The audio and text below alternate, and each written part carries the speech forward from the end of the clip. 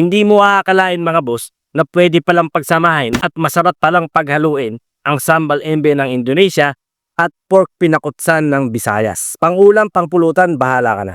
Okay mga boss, napakasimple lang naman ang ating lulutuin ngayon. Sambal embe, isang Indonesian dish, at pork pinakupsan, isa namang Visayan dish. Pagsasamahin natin ang dalawang napakasarap na recipe na yan mga bossing.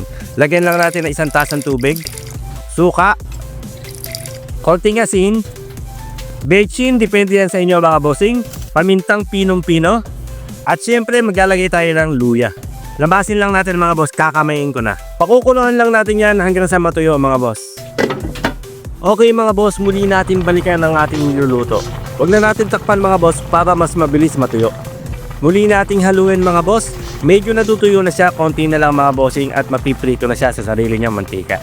Ganyan lang kadali at kasimple ang pagluluto mga boss, ang pork pinakupsan ng Visayas.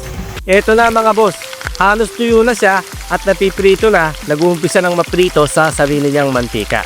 Kitang-kita nyo naman mga boss, konting-konti na lang maluluto na ang ating pork pinakupsan. Isusunod na natin ang sambal embe ng Indonesia. Hanguin muna natin mga boss. Okay mga boss, isang mabilisan lang, dito na rin tayo magluluto ng sambal embe. Unahin na natin ang sibuyas na pula at sibuyas na puti.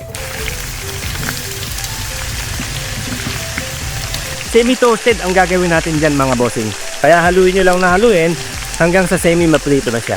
Pag semi nag-caramelize na mga bossing yung sibuyas natin, kudyat na yan para ilagay na natin ang ating bawang. At syempre mga boss, pag ganito na, semi-naprito na siya, ilagay muna natin sa isang tabi. Maglagay tayo ng siling berde at siling labuyo mga bossing para may konting sipa ng anghang. Pag semi-naprito na rin yung ating sili, maglagay tayo ng isang kutsarang alamang mga boss. Ilang saglit lang mga bossing, isunod na rin natin yung green onion. Ilagyan ko lang ng green onion mga boss para may konting twist. Depende sa inyo kung gusto nyo maglagay ng green onion o onion leeks.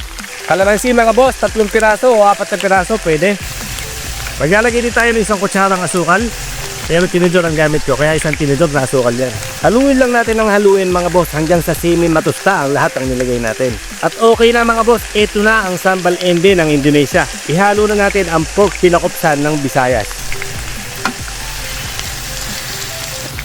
Pangulam, pangpulutan, bahala ka na.